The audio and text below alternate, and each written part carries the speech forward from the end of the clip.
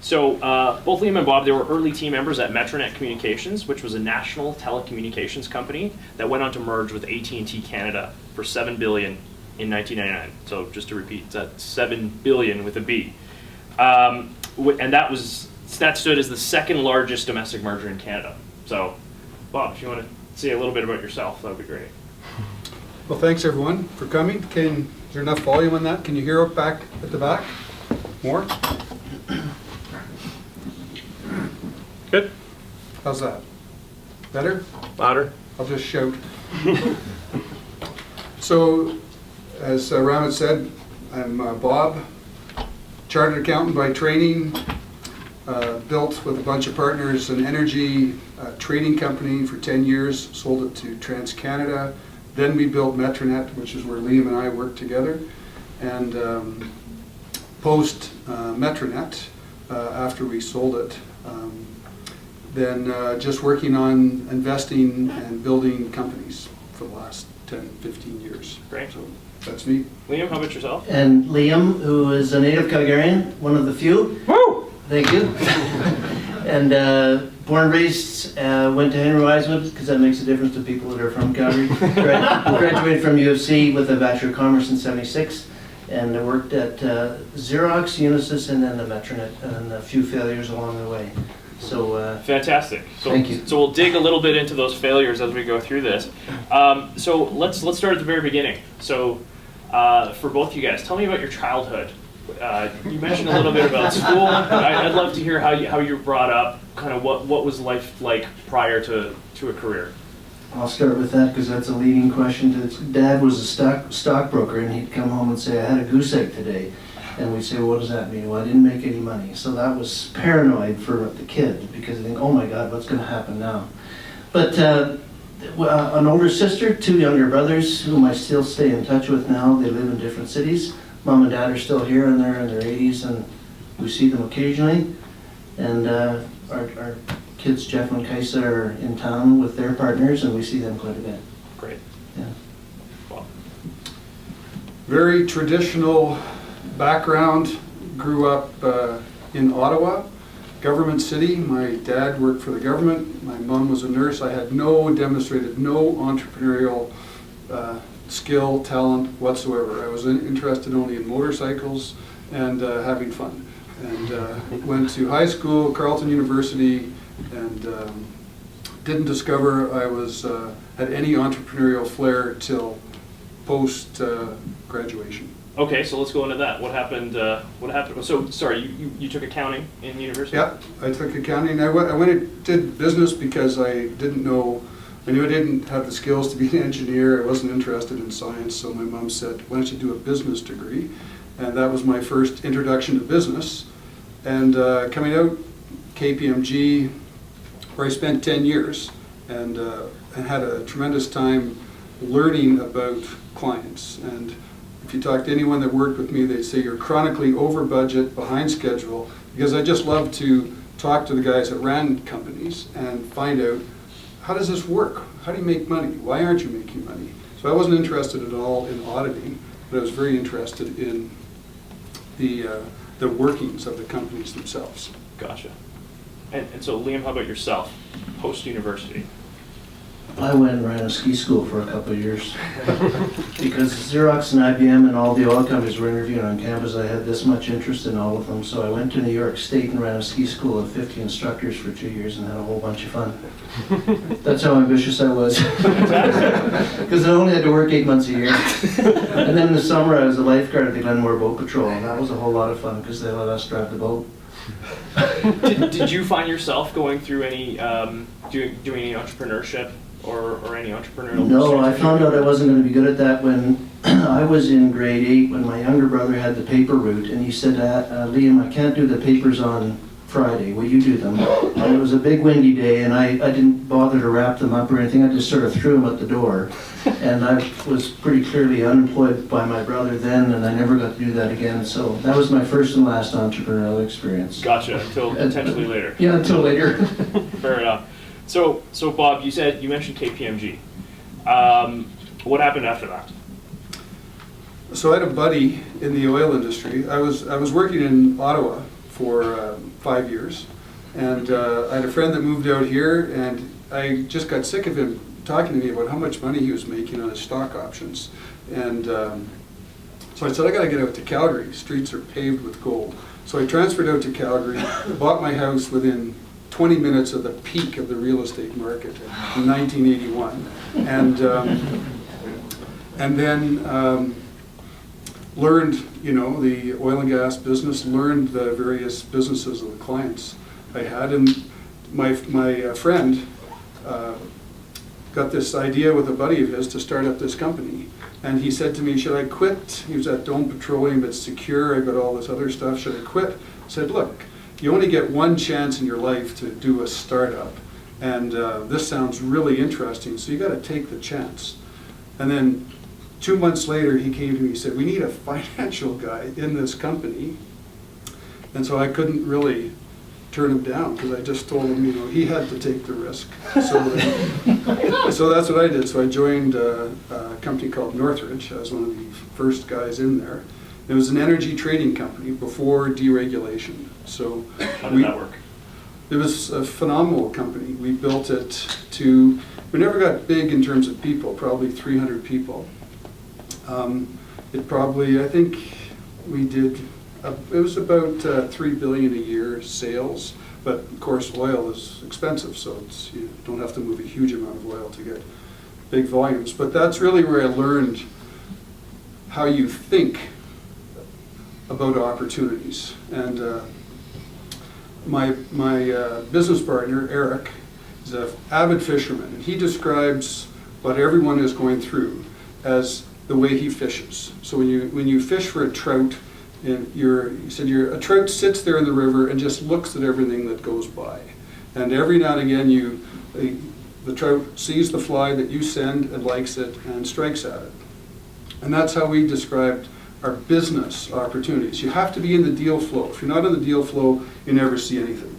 So you get in the deal flow, you look at what goes by, and you pick the ones that you think will work. So we built, I think it was 28 or 30 separate companies, marketing and trading companies. And our biggest competitor globally was Enron. And so it was a very interesting bunch of years. And that's where I learned the value chain. You learn every step of the value chain. Where can you make money? Who are we going to compete with? The thing every entrepreneur should know: supply, demand, transportation, regulation, competition, and how does that impact what we're trying to do. So we built a lot of very different businesses, and had a great fun doing it. So what was the biggest lesson that you had while at Northridge? Without great people, you can't build anything. So recruit the greatest people you can find. You'll hear lots of guys say, whenever you hire someone, make sure you're raising the average skill set in your company. And if you do that, you get great people. Let people that know what they're doing make the decisions, and position yourself. Probably most importantly, is the ability to look ahead and see what's coming and be ready with the company when that opportunity arrives, not after it arrives, because then everybody's looking at it. Gotcha. Liam, how about yourself? So let's go back to around the same time frame. So this is past university, and as far as I know, you started at Xerox. That was after I skied for a couple of years. Oh yeah, sorry. And Xerox was the best thing that ever happened to me, because at the age of, mid-20s, they had a phenomenal selling training program. We'd go to Leesburg, Virginia for 3 weeks, and I was brainwashed like the rest of them. And I knew that xerography was the only way to reproduce something. And that was the training that was impactful, because they give you one module on what a business would need, and that was enough for me. It was sort of a half a day of the 3 weeks, but that was enough that I got into my repertoire, listening to what the customer was interested in and what I had to offer. So that Xerox training was phenomenal for me in 5 years, and over the course of that I moved up quickly, and eventually they moved me out to Vancouver, which is where Jeff was born. And then I got impatient with that big bureaucracy and did a little startup here in Calgary, we sold IBM and PC compact computers. And where the portable compact from, the portable from compact was 30 pounds. And it had two hard drives in each at 10 megabytes, I think. Fantastic. 3 years at the Answer, which was sort of a retail presence of sales, service, and admin of PCs. And then they asked me to move to Toronto, and by then I was rooted in Calgary. I said no thanks. And I went to, actually sold some houseboats for 3 boys for half a year. And then ran into a failure which was called Mandela Power. And then over at Unisys, I sold mainframe computers. That was the merger of Spare Univac and Burroughs as a salesman. And I moved my way up there until they didn't, Spare Univac in the 80s got up to 26 mainframes. And by the time I got let go from there in 1993, they were down to 2. Texco was one of their accounts. So it was sort of the rise and fall of that. And then it was the 93, 94 timeframe I hooked up with Bob and Eric. Gotcha. And the Eric that he refers to as the fisherman is the reason he's not here today, because he's off doing an initiative called Save the Salmon, which is in his heart. But that metaphor of what's looking for the deal flow and the trout that'll take the bait when it goes by is a great one. I've listened to Eric a lot of times use that as a good analogy for how to find deals and how to make things work. And that was a good experience for me. I first met Eric on the ski hill at Nikiska. We were doing a ski program. I was his teacher. Oh, fantastic. So back to you, Bob. So Northridge, what happened in the end there? It was, we had offices across Canada and the US, and it was a tremendous business, very profitable. But again, you look ahead and you're seeing what's coming. So we were competing with Enron, which was raising huge amounts of capital through, as it turned out, less than totally ethical processes. And the nature of the type of deal that Enron was doing was forcing us to change how we traded. So trading used to be a month long. You'd sell a certain amount of product for a month. And the length of deal got longer and longer until we were doing 10-year deals. So if you're trying to do a 10-year gas deal to somebody, you've got to lock in gas supply, transportation, hedging, currencies, and that just took more and more capital. So I was sitting down with the partners and I said, guys, we're going to get smaller as competition comes along. So we need to find some deep pockets to be our partners. So we went out and looked, and TransCanada at the time, which was just at that point just a gas pipeline, and one of our competitors in the gas business called Western Gas Marketing, and they said, we went to them to be a capital partner, and they came back and said, we want to buy the business. So I said, why? They said, well, essentially we want you to be the virus to change our regulatory mindset into more of what you guys are, which are junkyard dogs. And so they ended up buying the whole company. So how did that decision go with you and kind of the top guys at the company with whether to keep on trucking or sell? Our dream always was to have a partner that had a utilities cash flow, and because we did a lot of stuff just with our own wherewithal. We leased refineries, we leased tankers, we did all kinds of deals, but you can only do so much without capital. And so we were happy to marry our junkyard dogs with their capital and build new businesses for them. We took them into the oil. They weren't an oil pipeline company at all. So we built all their oil pipelines, and they weren't in the power generation business. We built all their power generation stuff. So the current CEO of TransCanada, Russ, came out of our group. Alex, that runs all their regulated stuff, their pipeline guys, were all our guys, the Northridge guys. So it was a lot of fun. And the principal stayed, did the transition, worked on it, and then said, well, we're off to do our next thing, which was MetroNet. Okay, so how did that come about? Well, you guys are all starting businesses or working in that. And if I could give you one piece of advice, generally it will be what you start out with won't be what you end up with. It never, sometimes it does, every now and again. So MetroNet, if you want to bear with me, I'll tell you the story. It started out with Liam's friend, Andrew, who I had worked with at KPMG, and then he'd built a real estate company. He came to me and said, I've got this great idea. I met a guy at a party in Los Angeles, and he's got this company called Let's Make a Deal. And so I want to bring that to Canada. So really, that sounds stupid. So anyway, the group of us backed Andrew as he tried to build this Let's Make a Deal, where he gambled basically over the telephone. I said, well, that's really stupid, but let's try it. And so they got into that. He built the business, and while he was doing that, he ran into a guy that had a telephone switch, and a used switch, and he said to Andrew, do you want to buy this switch? Andrew came back to me and said, should we buy this switch? I go, well, what are we going to do with a phone switch? And because at that time, you got to remember, in the late 80s, 90s, telecommunication was completely regulated in Canada. You had Bell, TELUS, SaskTel, BCTel. They all cooperated with each other through a monopoly called Stentor. Telecommunication rates were really expensive, and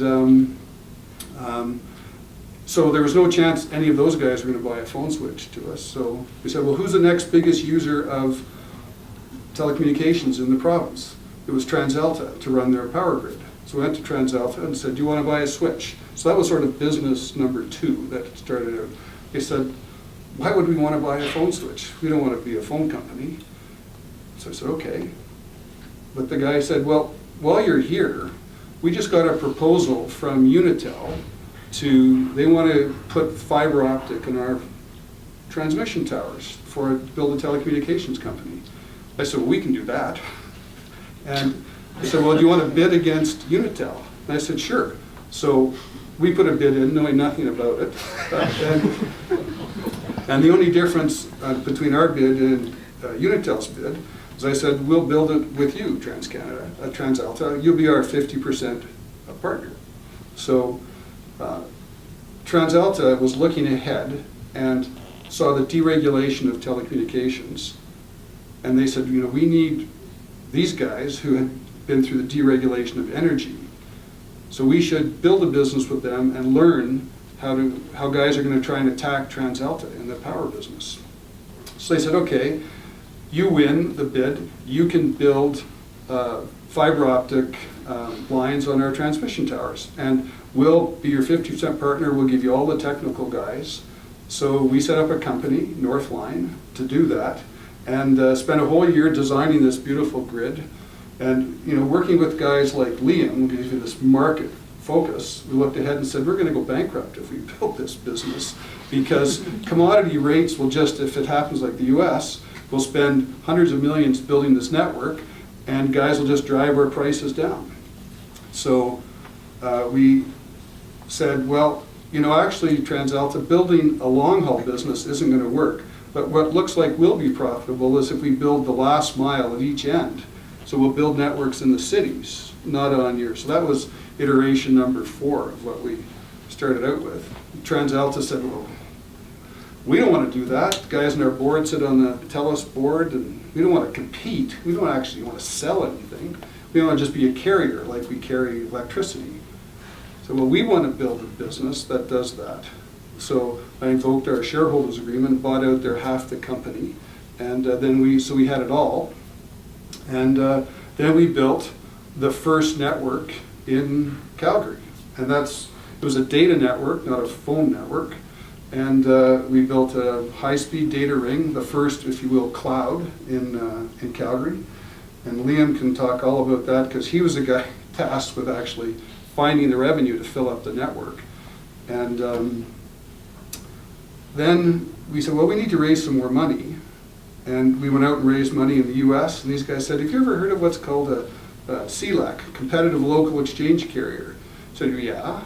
So, well, can you do that in Canada? So, well, if you give us enough money, we can do anything. So that was a small private equity group called Providence Equity, and they had they bought Bell Canada a few years ago, and they started out with us. And so they gave us the money. They said, can you build a phone company? Data will get there, but we need to build a phone company. So they gave us the initial money, and then we built iteration 5 or whatever it was of MetroNet, which was a phone company. So we dug up all the streets in all the cities, put fiber to all the buildings, bought fiber between the cities, and built a phone company. So it didn't start out that way, but that's what it ended up as. So just to rehash, what we've heard is this started out as a gambling enterprise on the phone. That's correct. They wouldn't use gambling, they'd say a sporting. A sporting enterprise that turned into a phone company. That's and correct. That's correct. Not many people know that. So Bob, you were in gas trading, and then this, with the small pivot into the sporting arena and then into telecommunications, how did you gain the knowledge to make that transition? You just hire people that know the business. I mean, fundamentally, it was regulated and it was going to deregulate. So we were one of the driving forces that broke up Stentor. So when Stentor broke up, because this is this nice family business, phone call goes from Toronto to Calgary, it runs through everybody's network, everybody shares in that, we never compete with each other. And then we came along and said, well, yeah, we're going to compete with everybody. So we're building network in Ontario and across the country, and we want all the business. So that very quickly caused Stentor to break up, and for the companies to then start competing with each other for load. Up until that time, it was a very friendly, you made a long distance call on Sunday afternoon at 6 o'clock or later, because that was the only way you could afford to make a long distance call. So I would assume that this probably angered a lot of the people in the industry at the time. Yeah, clearly. And was that the intent to kind of go in and guns blazing fighting, or was it more an investor's idea that said, hey, why don't we do this? No, anytime you take on someone who's much bigger than you, you don't want to go in guns blazing. It's how can we stay as low profile under the radar for as long as possible until we have some mass, so we can't easily be crushed like a bug. So, interesting. Yeah. But fundamentally, when an industry, what our group of guys did is we looked for industries that were regulated that were going to deregulate. So that was energy, and then that was telecommunications, and then that was electricity, power. So those were all, I said earlier, supply, demand, transportation, regulation, pricing, competition, that drives all businesses. Doesn't matter what you're doing. So once you understand those elements, whether it's you're marketing a telecommunication minute or a barrel of oil, it's the same. If you get guys that understand what their customers, what our customers want, and you give them what they want. So when did you pull Liam in? Well, Liam was employee 2, I think, in the company. So when we built the network in Calgary, the data network, and we needed to find customers to go on the data network. So Liam, what made you join MetroNet at the time? The Andrew Kyle that Bob refers to, I spoke with him on the phone yesterday. I almost got him here, but he said, Liam, I don't have a tie with me. I said, don't think that'll be a problem. But he had 15 excuses not to be here. He said, no, I don't want to steal Bob's show. So that's why there's 2 of us here, not 3. So we tried to get others. And Andrew and I had been ski instructors together at Lake Louise. And he phoned me when I was at Unisys. And I'd been selling at Unisys to then AGT, trying to get them to buy a voicemail system, which they eventually bought from IBM. So I had become conversant through Unisys of telecommunications, and Andrew phoned me and said, Liam, I have a switch. Can you help me figure out what to do with it? So I came on board with Bob as a contractor initially when they were Northline, and I spent 5 months with them trying to figure out how to sell a OC3 over the Edmonton to Calgary. We'd take fiber to the border and then have traffic to the States, and I couldn't sell a thing. That didn't sell, which is the reason Bob bought TransCanada out for $1 in May of '94. That was 50%, the dollar. Yeah. Fantastic. Bob drives a hell of a bargain. The company was valued at $2. And then, so that's the reason I came on, was Andrew's compelling argument. And frankly, I was unemployed. I didn't have anything to do. I needed a job. And what the contract work for me was with line through Northridge was an old student, which was Eric Hobson, and some good guys. Bob was one of half a dozen investors at Northridge that I liked, and it was just a fit. And in the Canada Trust Tower, we took a whole empty floor, and like that was a 10,000 square foot footprint, which the tenant or the landlord let us have, I think. And we put Andrew bought a few $2 desks, and we put desks and chairs around there, and there were 6 of us for a year, where we just sort of bumped into each other and ran ideas past each other. So, sorry, just one quick pause for the entrepreneurs out there in the group. How did you find office space that was nearly free? Well, Andrew had been the realtor, Yeah. commercial realtor that placed Northridge in their premises in Canada Trust Tower. And then why was there an empty floor there? I don't remember that. But there was real estate available, so we parked ourselves in there for $1.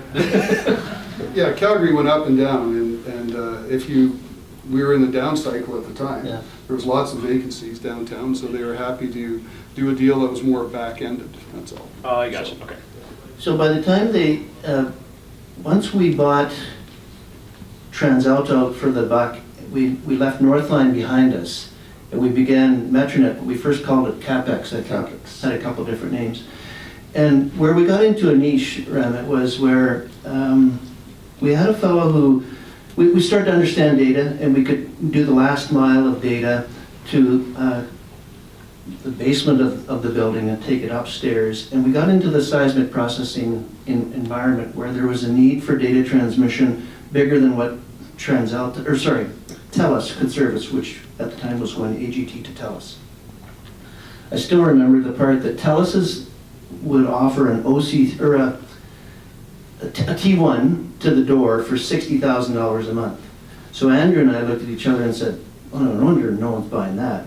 Maybe we should price something together that looks cheaper." And so I still remember packaging it up. We said we can bring data at the speed, I think, Jeffrey, of OC3 to your door for $4,000 a month if I get a 5-year contract and if I get as many as 5 new customers. These geophysicists cared about movement of data, because the current environment was, I've got 9-track tapes and they need to get shot in the field, carried by truck to the oil company at the bottom. They send them over to Kelman Seismic to get them processed, which is up the elevator, processed on the supercomputers, down the elevator again, back to Talisman, where they put them on the elevators again and load all these tapes. And with an OC3, with this fiber optic network that we could build, bridging these, we brought 12 buildings together initially for our first 5 customers.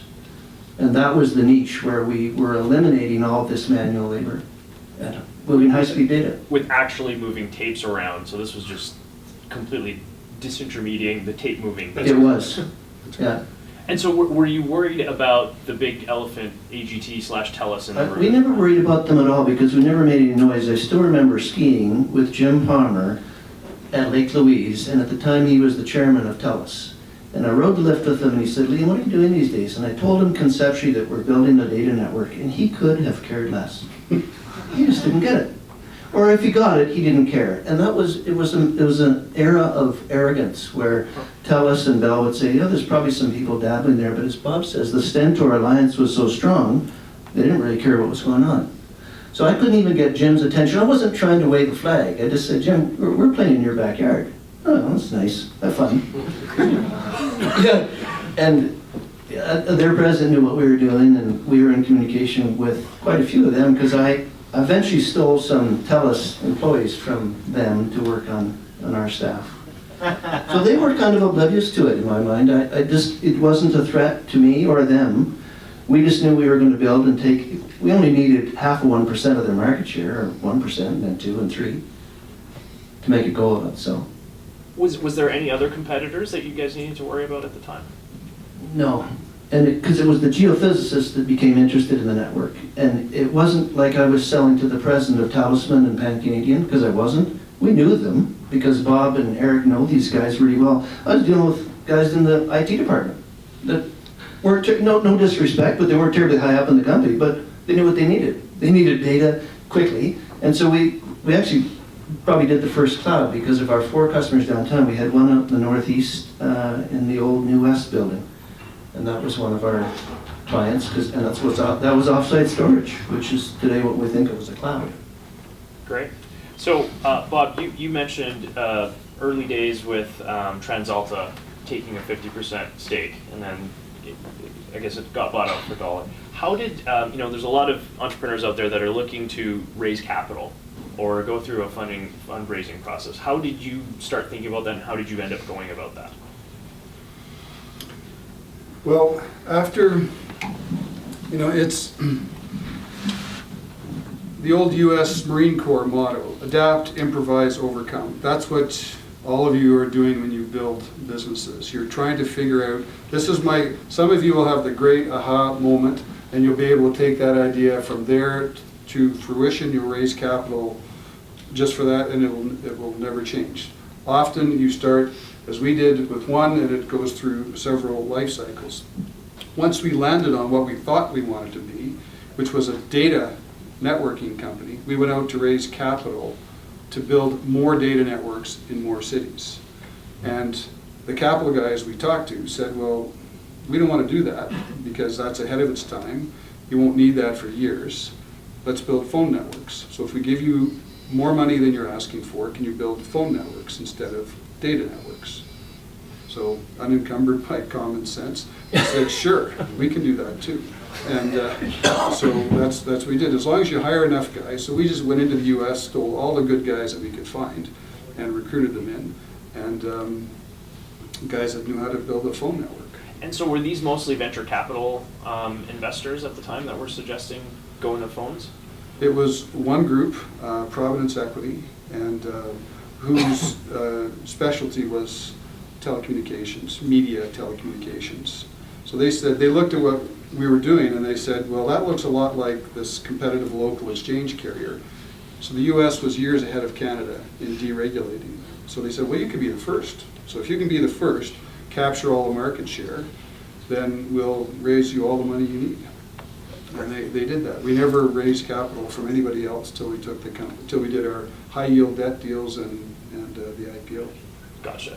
So, so you had one key major investor, I guess. Yep. So then, beyond that, you guys grew very fast.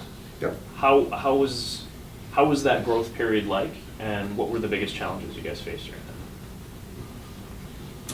that? As we grew, so you have to look at organic growth versus acquired growth. So we were growing as fast as we can, digging up streets. I still see our manhole covers every now and again in various cities as we fibered up all the cities and the buildings. But we had to do a lot of acquisitions. So the one that sort of was the key acquisition was Ted Rogers' telecommunications company, his landline business, and Rogers Telecom. So we bought that from Ted for paper. He joined our board, and that gave us critical mass. And once we had critical mass, then you could get big national clients. Without critical mass, without network everywhere, and his network gave us the piece we needed. So a dream for many of the guys out here is to get to that wonderful IPO stage. What would you say are some of the lessons that you learned along the way, or even something that, if there's something that could be emulated, what could entrepreneurs out there do to get to the IPO stage? So I've IPO'd the telecommunications company. We built an oil and gas company, which we IPO'd. We built a finance company, which we IPO'd, and I was just doing the IPO of an oil field services company the last 6 months. So what you learn from an IPO, from talking to investors and everything, is you better have a very clear vision of what it is you're trying to do, and you better understand the playing field. You better understand where your company is going, because if you try and build a company to sell it, it won't. Some of you will get fortunate, but you really have to love what you're doing. You build the business, and then things happen along the way. If you start and say, I'm going to build a business, and 3 years from now I'm going to sell it for X. Every now and again there's the WhatsApp and the Snapchat, Groupon, deals where guys, you know, in very short order build a company worth billions of dollars. But those are the exceptions, not the rules. The rest of us are in for hard slogs, years and years and years of fighting, building, slowly getting it bigger and bigger. When you finally get to the point to IPO it, you have to have a reason to IPO. You have to be able to say, well, we need the capital, we need it for growth, and it's going to be profitable growth. And then you have to convince people of that. That's harder than it sounds. And to do that, they look at what you've done. And if what you've done doesn't track what you say you're going to do, then it's very difficult to IPO that company. Gotcha. Liam, in your experience kind of working through up to the IPO, was there any big lessons that you learned? The lesson I learned on that journey was, in fact, thanks to Jeffrey Schmigalski's in the audience today, because Jeffrey was one of our first 12 customers at CADvision. And the lesson I learned along the way is this isn't a valuable network unless someone's willing to pay you for it. So we weren't flogging thin air, we were selling and marketing something that was a little bit ahead of its time, but it had real value. So it wasn't like it wasn't a house of cards or empty space, it was real value that the competitor couldn't touch. Gotcha. And it was just plain old, this is a new way to do business. Great. And that was really helpful for all of us. Okay, so we got to the IPO. Eventually, what happened after that? But we got bigger and bigger and grew, and then we said, okay, now how do we get to the critical mass? And we had some really smart guys in the company, and we were looking ahead, and you know, it's a sort of what you hear people talking about, frothy markets. You know, when WhatsApp is worth $19 billion for a young company, and when Oculus Rift is worth $2 billion, and you know, valuations get frothy. So we were looking at what was happening in our space, and every fool was putting fiber optic everywhere. They were fibering the oceans around the world, they were fibering countries across all the countries, everywhere. And you're looking at it and go, the load for that is going to take another 15 years to develop. It's there now. So everyone's using, with everything, the devices we all use and depend on, we're using capacity that was built a long time ago. It's like the late 90s. Yeah, and all the companies that put it in went bankrupt, and the guys that survived bought all that capacity for nothing. And that's why telecommunications is cheap now, but why, you know, we're starting to run into that bandwidth restrictions, because you can't have unlimited bandwidth. You know, but we looked at it and saw guys are building fiber everywhere. There's no load for this. When this rolls over, it's going to be incredibly ugly. So we said it's time to find a partner to buy the business. So we were fortunate that AT&T Canada, used to be Unitel, and it was being managed by essentially a trust. And so we bought AT&T Canada, and then simultaneously sold a third of the merged company to AT&T Corp, with AT&T Corp's guarantee to buy the rest of the company. If laws changed, or if they didn't change, they'd have to find someone else to buy it at a fixed and escalating price. So we just said, we've built this as far as we can go, and when it gets ugly, when it blows up, it's going to be really ugly, because there's capacity everywhere and no one's going to pay for it. And that's just what happened. So but AT&T wanted a Canadian network. So we said, great, there's our network. If AT&T, two guys wanted the network, AT&T and WorldCom. So AT&T offered cash and WorldCom offered paper, and more value, but in paper. So we took AT&T.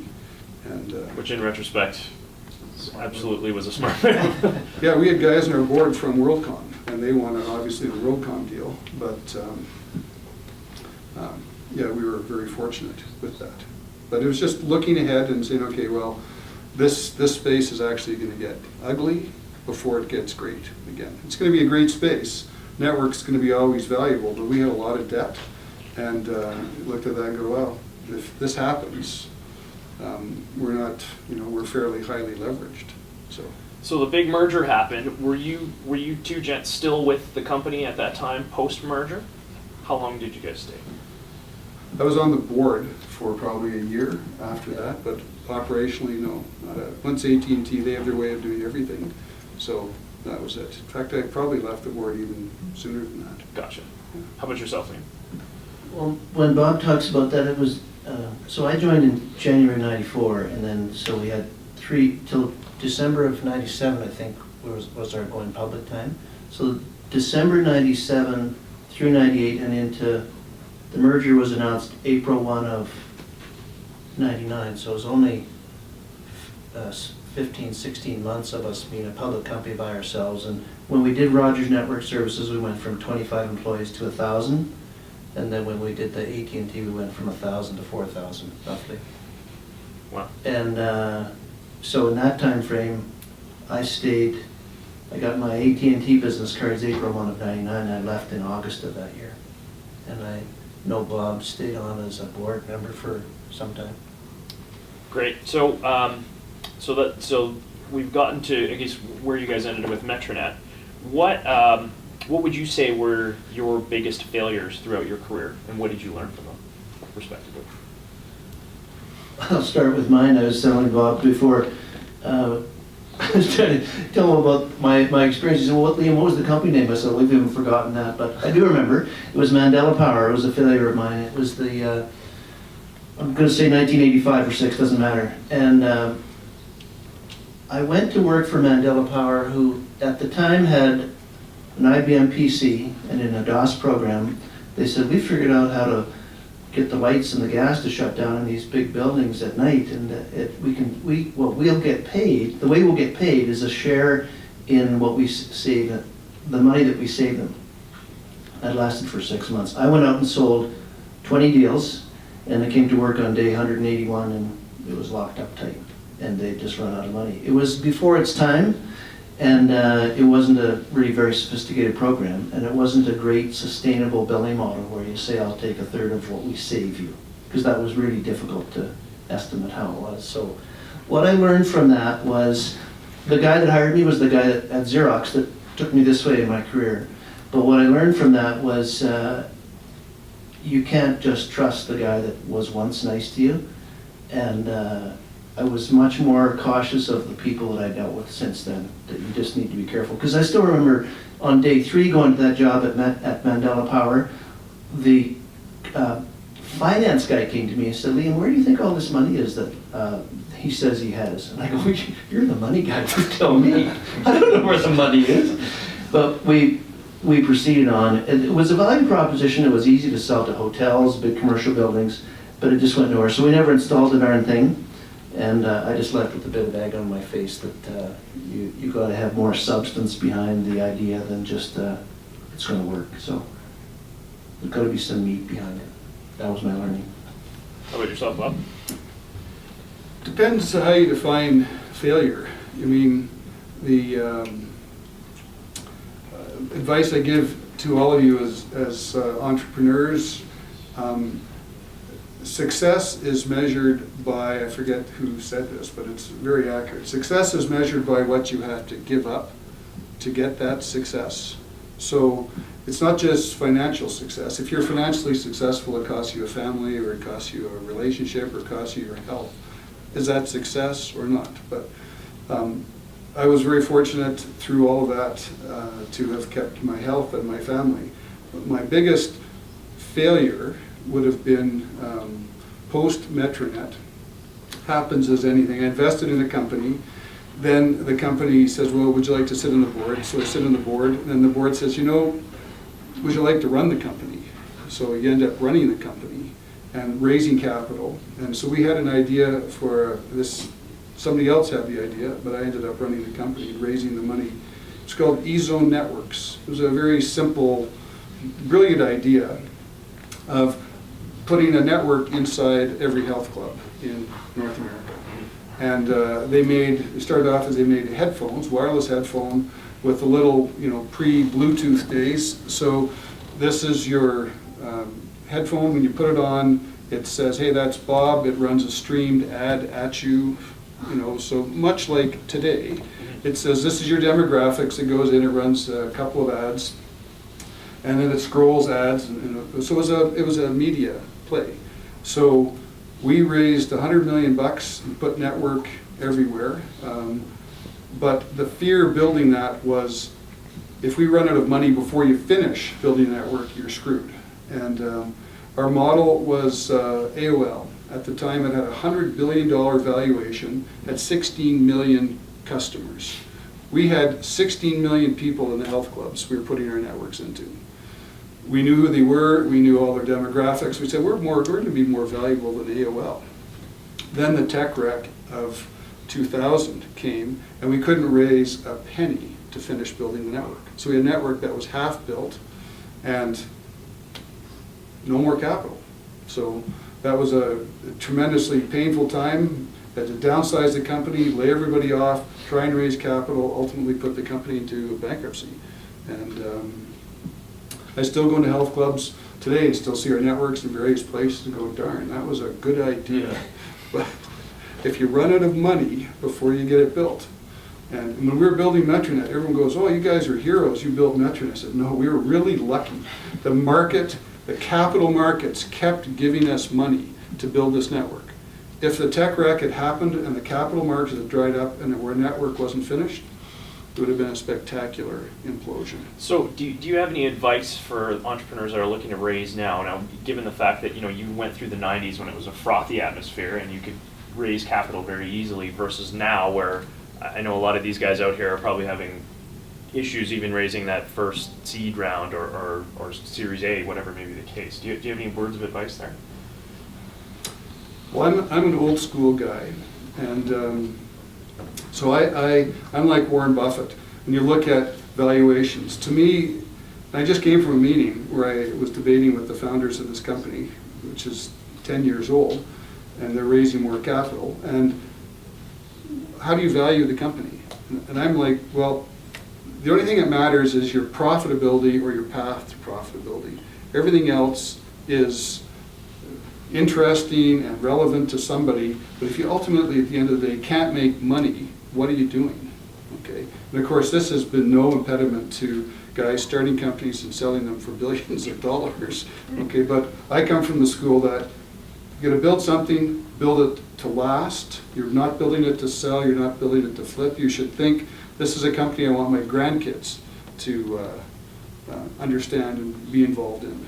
Right? It should be a long-lasting company. And that's tough in certain spaces because the life cycle of a product is 20 minutes, to 9 months. So it's tough to build a company that's going to last a long time. But fundamentally, you've got to have profits, you've got to make money, and if you do that, then you're going to be in good shape. If you're not, if you're burning capital to build whatever you're building, you're burning capital operating that, then as long as the markets are frothy, then you'll be able to raise capital. When that changes, it's not pretty. And I had a second failure after that in 2007-8, where I was asked to sit on the board of a company that was buying up all the big old depleted oil fields in North America. Brilliant idea. And using a new technology to extract the oil from them. They raised $280 million. And I said, guys, we're not profitable. I said, well, yeah, but this process was very expensive, very upfront, capitally intensive. And I said, well, if we don't get, X thousand barrels a day of production before you run out of money, then you better hope that the market doesn't change. So we actually were IPOing the company in London, and we'd actually closed the book, and the 2008 explosion happened. Our investment bankers said, we need you to solve this one legal issue, and it took us a week. And they kept the book open for a week, and then the markets opened down 6%. The next day they opened down 6%, and that was the start when September of 08, when everything rolled over and died, and our IPO died. Without capital, the company wasn't profitable. If it had been cash flow profitable, They would have just sat there and idled along, they wouldn't have lost all their properties. They weren't profitable, they lost everything. I was the board member who had to fix it all, take it all apart, raise new capital, go out and tell everyone who'd given you $280 million your investment is worth nothing, but could you give us some more money so we can try and save it? And so we had to do a massive restructuring, and it wasn't fun. Did it come back to life in the end? It still exists, yeah, but it doesn't. It used to have 300 people, now it has 10. And it used to do all the work itself, now it farms out everything. So, and most of the investors lost everything on their way through. There's only the guys that anteed up at the end to put in more capital that got the company. So it sounds like a summary of that is to get profitable as quickly as possible, just so you can live on your own avails without worrying for those capital. It sounds sort of hokey, but if you can do it, and then you have staying power. Without that, you will worry every night, will the capital still be there so I can keep building this business? Because you need somebody else's money. Gotcha. So you mentioned there's a few pivots along the way, and I'd love to hear both of your guys' interpretation of this, but you started out as a sporting company and switched to something and then switched to something else. When do you know that it's the right time to pivot to a different idea or to keep trucking on the same idea? That's a really tough question. You just know.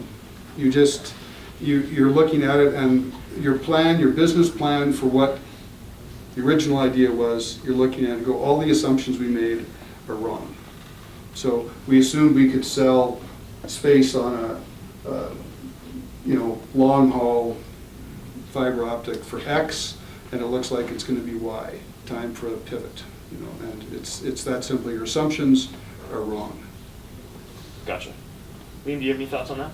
I just build on that by saying that you have to listen to the market. So when we were selling data, and then we had a president at the time, Phil Laddiser, who was aggressively looking for new capital, new ideas, and he took us into the landline business as well. And we knew that we had to continue on data, but also be in the landline business as well for capacity. And that was just listening to what the market was telling us and what the investors wanted. And Bob, I'm sorry you brought up your second failure, your first failure, because it reminded me of Ezone was one of my failures too. I'd forgotten about that until now. Just because I was following this guy, I said, well, he did it once, I'll invest some more money with him and we'll do it again. But it doesn't always work that way. Okay, great. So we're starting to close down on my set of questions, but I'll ask one more question, you guys, then I'll open it up to the crowd. So start thinking now. What have you guys done since MetroNet? I know you mentioned a little bit, Bob, but I'd love to hear the story since then. So there was a group of partners that had built Northridge. We built MetroNet, and then we decided let's continue helping other guys build companies. So in the last 15 years, I've probably either alone or with a group of partners invested in 50 some companies, and would either help operate them, be on the board, be a mentor, be an advisor, be a shoulder to cry on, and etc. With these companies, and to help them try and grow. So it's not pure venture capital, it's not really angel capital. I hadn't gone out looking for hardly any of them. Some of them were very, very successful. We IPO'd one of them, and some of them blew up completely. So, but since MetroNet, since Ezone, I haven't operated any companies. So I'll leave operations to you young guys, okay? Liam, how about yourself? In '99 when I left, I frankly went, at the time VCRs were popular, and I said to myself, Liam, you've worked in fast forward for so long, just put yourself on pause. And in retrospect, that was a dumb idea. You don't put a career on pause, and I stayed in pause for half a dozen years until I found a place called the Executive Committee, where I today chair a roundtable of presidents and CEOs of small to medium-sized businesses, And for them, it's a peer-to-peer advisory. I've been doing that for 8 years. I love it, and it's just a ton of fun working with entrepreneurial people from all walks of life and many different kinds of businesses, and it's just a ton of fun working roughly half-time, but it usually takes me full-time to work half-time. Sorry, one very, very last question. Any last words of advice for this group of budding entrepreneurs that are looking to change the world? I'll start with that because what gets me going is when you fall in love with your own ideas, that's not necessarily going to be a profitable business. And you have to follow what people are asking for. Because I've seen too many people in my work in the last half a dozen years and my whole life where they fall in love with an idea, oh, I'm going to build this and someone will like it. It's a ballpark and someone's going to want to play baseball here. But I really believe it works the other way around. You listen to what the demand is and how you could meet the need. And we wouldn't have started MetroNet if we hadn't met a seismic data need to be moved. And that happens again and again. You have to build something that somebody is willing to pay money for. Rather than, you can dream all you want and say, I built something fantastic, but if no one wants to buy it, it's just another idea. So that would be my advice. Be careful what you chase. So my advice, the lessons, things I learned and the things I pass on. Tenacity. It takes longer, you have to work harder. It just doesn't happen easily.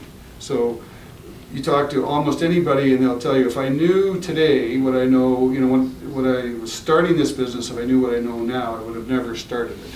Because there's so many problems, but that's a trait of all entrepreneurs. Who cares? You just stick to it. That's how you build something. You stick to it, you work incredibly hard, and you have to have a really clear, compelling vision of what you're trying to do. I agree with Liam, it's got to be customer driven, although guys will tell you, right, Apple never listens to customers. Because their feeling is customers don't really know what they want. So we have to tell them what they want. That generally isn't a successful strategy. To build a profitable business. So tenacity, perseverance, hard work.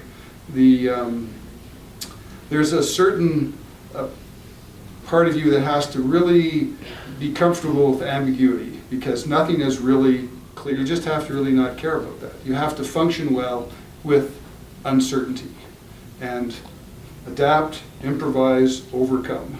And don't get hung up on one thing. Keep looking at where this will take you. You're in the deal flow, and the next deal you see may be the aha idea. But don't be afraid of big companies. Big companies, for the most part, as Liam said, are inbred. They don't think the way you guys think. Okay, so how could, for example, pick how many guys in this room use a GoPro camera, right? Now, how could all the camera companies in the world miss that opportunity? How could they let a guy come along and say, I need a sports camera to film me while I'm surfing. There isn't a good one. Well, I'm going to make one. He makes a multi-billion-dollar company, makes himself a billionaire along the way. How could every camera company in the world miss that? They did.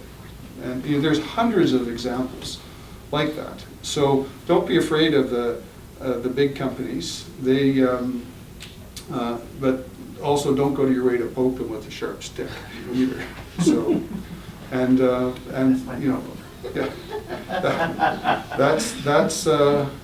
it takes longer generally, and more work costs more. But if you have a good product that customers want, it'll succeed. I'd just like to build on that because on that topic, Gary Erickson started Cliff Bar in 1990. And when you go to their website, you don't get the full story. But when you buy a book called Small Giants, written in 2005 by Bo Burlington, he tells about the trauma that Gary Erickson went through to get the Cliff Bar to where it is today. It's a $100 million company. They sell energy bars. And he's the sole proprietor. And it's because he bought his partner out 3 years, I forgot what year, but he bought his partner out for $65 million and continued on to build the company. He didn't have to go big, he didn't have to go public. he stayed private, and he's the sole proprietor of a huge business that he started with a good idea. Go to the website, it's pretty cool and you'll get a link probably to that Small Giants book. It's pretty fun. Great. Questions from the crowd?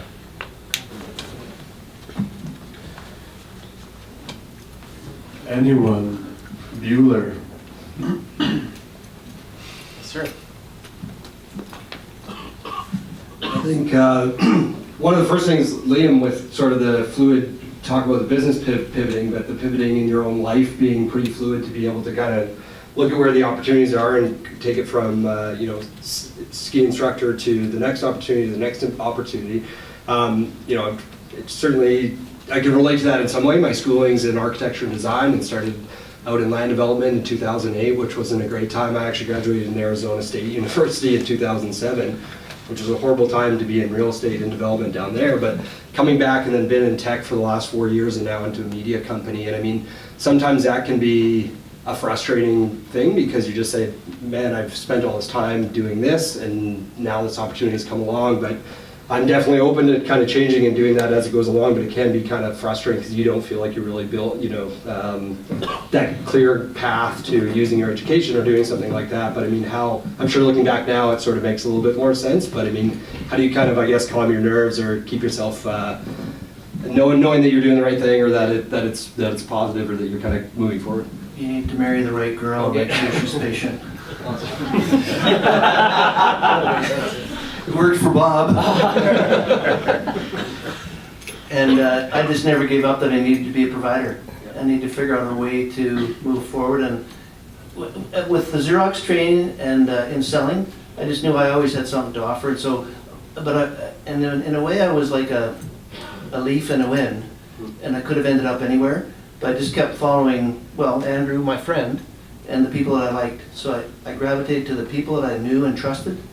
And I kept going back to myself, what can I do about it and what can I fix? So I tried not to rely on others. I knew I could fix it myself, and I had a very supportive family. You want to touch on it? Or? No, that says it all.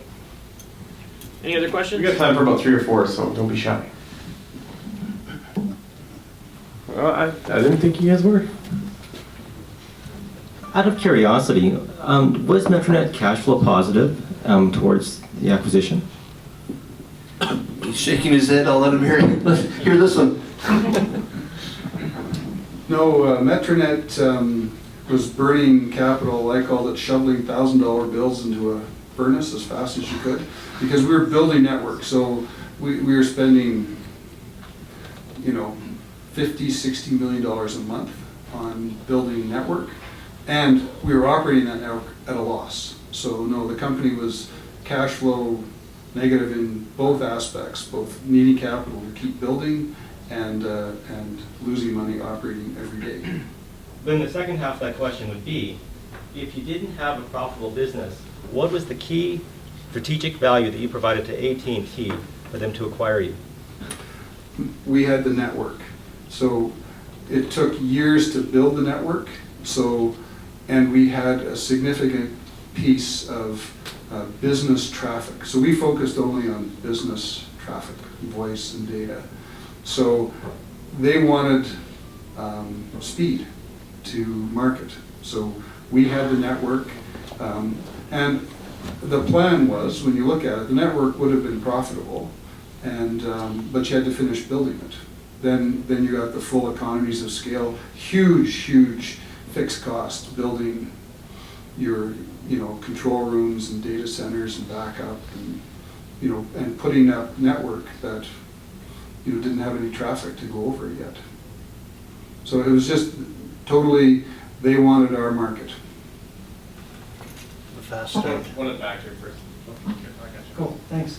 I had a chance to, read Alexis Ohanian's book, Without Their Permission, which is really unique. The founder read it. And I hear a lot of what he says in what you're saying.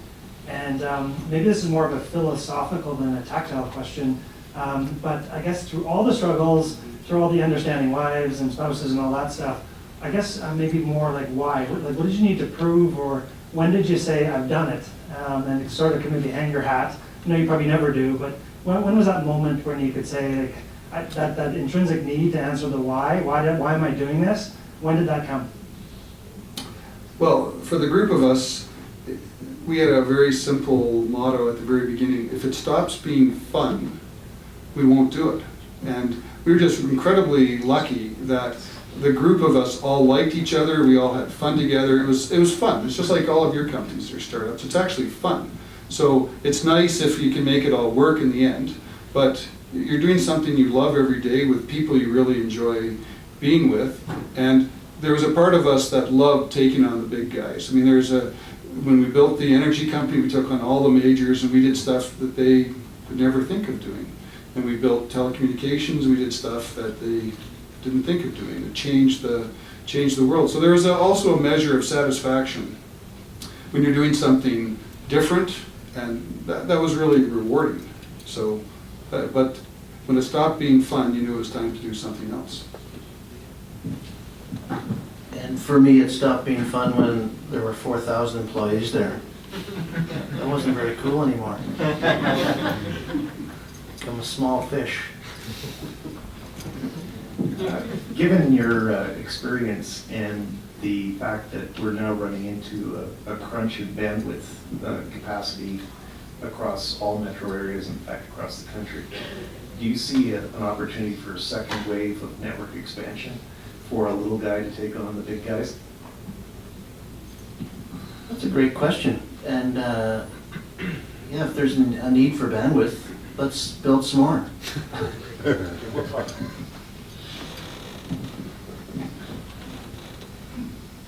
The electronics solves a lot of bandwidth problems. So, you can put more and more every year through the same pipe. So we had 12 fibers across Canada when we sold the company. We serviced a third of all the business network in Canada, and we used one fiber and with one backup. So we have 10 redundant fibers. You could do that load now with way less than that. The electronics are so good. So the risk that you take building network again is, will the network, can you do more with the existing network? Because you're going to be there trying to charge full price to recover the cost of your network. And someone's going to say, well, incrementally, we can squeeze more out of our network and compete with you on price. So that was why we didn't build the long haul network. We looked at it and said prices will commoditize so fast. Like one rule of all of the things we did, never build a commodity business where your service can be commoditized, because then you get driven down to cost of service, no margin. And so you never want to end up where there's lots of what you're trying to provide. So I'm not close enough anymore to the electronics side of it, but I would be astounded if we were going to go through another build like we did in the 90s, where billions and billions and billions were lost building network. And because, how many people in this room like paying for bandwidth? That's the difference, okay? Everyone wants to use their iPhone, download a movie, download this, do this, and not pay for that. So I would be highly skeptical today that you can recover the cost of the full cost of a network, a big network. Let's get offline. Okay. Yes, so I was wondering, you say you were the small guys, but you kind of had this like big vision that would take, like it's very capital intensive, I can imagine, to even like dare to embark on such an initiative. So I was thinking, like I'm wondering, like how do you even go about, like there's a million things that, like you have assumptions and there's, like a million things that could go wrong. It's like, if we don't have anyone who's interested in like buying us out, or like there's just so many things that can go wrong. So how do you kind of convince yourself and others, I guess investors or people, to kind of come along and you know, give you capital and what have you? Well, it starts with a really clear, compelling vision. So the chairman of our group of companies had been to MIT, and he gave me an article at the very beginning of my career doing this called Methanoic Organizations. So make sure every company you build works like this, and which is clear, compelling vision, align people around the vision, make sure you empower people to do the things they have to do, and then make sure the company doesn't put roadblocks in the way of letting that happen. And then just do that. And you understand that there will be, as I said before, you got to deal with ambiguity all the time. You never really know that this is going to work, but you just keep charging on until enough assumptions. You have to have a very strong vision and plan and model that details the assumptions. And you're always looking at the assumptions, say, okay, are we, you know, the old saying, are we believing our own bullshit? And that's the, so you're always testing what you're doing against your assumptions. As long as that's holding true, then you have to be confident that your business plan will, in fact, work. So. Well said, Bob. So after MetroNet acquisition, and you mentioned you still invest, you know, some other companies, and did you heavily invest in oil, gas, energy-related company or high-tech company, or did you, you know, go to the U.S. or go to, I mean, Bay Area, you know, Silicon Valley to, you know, did some investment for U.S. company or? No, the group of us, we did real estate development, we built high-tech companies, we did oil and gas service companies. It was just, I mean, as long as there's a strong business plan, then we'd work on that business. Unencumbered by common sense, we called it. And about half of them worked out. Of the 50 since then, about half of them, you know, worked out, and the other half either failed or are limping along and will never return the capital invested in them. They still have a company, but the ones that worked, a lot of them worked tremendously well. Did all in Canada. We got time for 2 more questions, so we'll just 2 more at the front, and then we'll take everything else offline. From your story, it seems like you guys are quite fortunate to know the people who are professional in terms of raising capital and able to provide you with the capital. I mean, right now I'm in a startup mode, and I have a great product, but most of my friends and family, I mean, most of my friends are engineers. They're having problem paying off their house, nevertheless investing in the startup company. So, you know, where should I be hanging out? A golf course, a ski slope? I mean, what are some of the places that you can point me to, you know, so that I would know the same people as you? That's a great question. It's, you know, there's different tiers of capital. It's really hard for anybody to know where to go. You have to find the organizations or the individuals or the boutique firms that know who has capital, and they have to work for you and find that. It's very, very difficult once you get past the friends and family round to do that next, the real Series A round, and you need professional help to do that.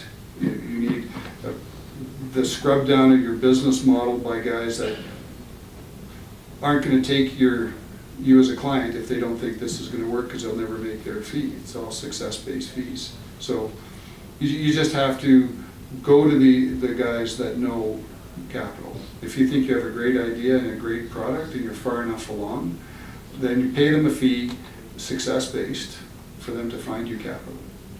Don't try and do it all yourself. Focus on building your business.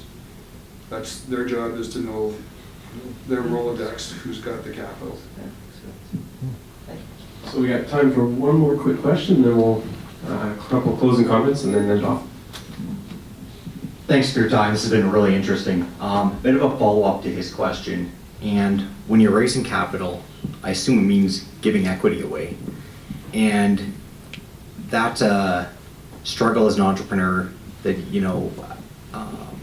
you're trying to build a product and you have to keep giving away the company that you built to grow.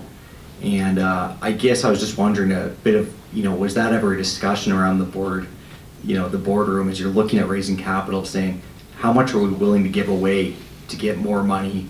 And I was wondering, getting in your head around that boardroom, what the kind of cons and pros were there. It really comes down to your model, and because without money, nothing happens. So everyone says it, right? Is owning 100% of a company that's this big, or 50% of a company. It's truly, what can you do with the capital? We never hesitated to dilute ourselves to raise capital, because without capital we were dead in those capital intensive businesses. It's you never hesitate. Never. We never worry about dilution. You read the Zuckerbergs, you create the special class of shares, you hold voting power. Very few guys are willing to invest in deals like that unless you think this is a bazillion-dollar company. And so you just have to accept the dilution. And the control is really more of an issue than dilution. I didn't care how much I owned of a company. The real question was, who was going to make the decisions? And when the decision-making power shifted from the guys who had the idea to the guys that put the money in, and that's not necessarily always a good thing. So I don't worry about dilution, it's control. Awesome. I think with that, good question, Ed.